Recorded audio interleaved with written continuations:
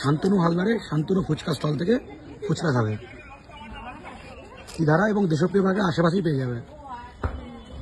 আগামী 10 দিন ভাই এখানেই থাকবে। বিহার থেকে এসে ওরা এত খাটে, ফুটপাতে ঘুমিয়ে খেটে টাকা আয় করে, কত উন্নতি করে ওরা।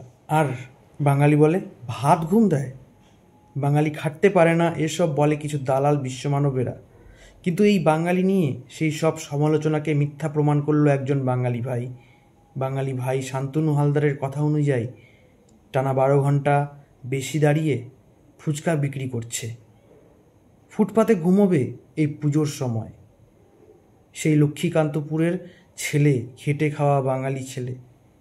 ত্রিধারা দেশপ্রিয় পার্কের পুজোর দিকে গেলে অবশ্যই শান্তনুর ফুচকা খেয়ে এসো, আর ভুল ভাঙো। মনে রেখো, বাঙালি কিন্তু অলস নয়। জয় বাংলা। ত্রিধারা সম্মেলনী, তার সামনে শান্তনু ফুচকা স্টল।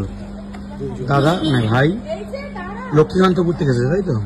দক্ষিণ 24 বাড়ি। দক্ষিণ 24 এখন রাত কটা বাজে?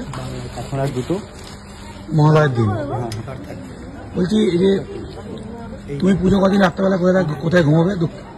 লক্ষ্মীকান্তপুর তো যাবে না? না, এই ফুটপাতেই থাকবো। ফুটপাতে থাকবে? ফুটপাতে থেকে 10 দিন ব্যবসা করবে? সারাদিন বিক্রি, যতটুকু ঘুম ফুটপাতে। ত্রিধারা সম্মেলনী, সামনে শান্তনু ফুচকা স্টল। লক্ষ্মীকান্তপুরের ভাই, বাঙালি ভাই, নামটা শান্তনু হালদার। যে ওরা বাইরে থেকে এসে কত খাটিয়ে ফুটপাতে ঘুমায়, এসব বলে একদম বাঙালিদের একদম গত ভাব। দেখো দেখো দেখো, বাঙালি তো খাটতেই পারে না, বাঙালি তো কিছু করেই না।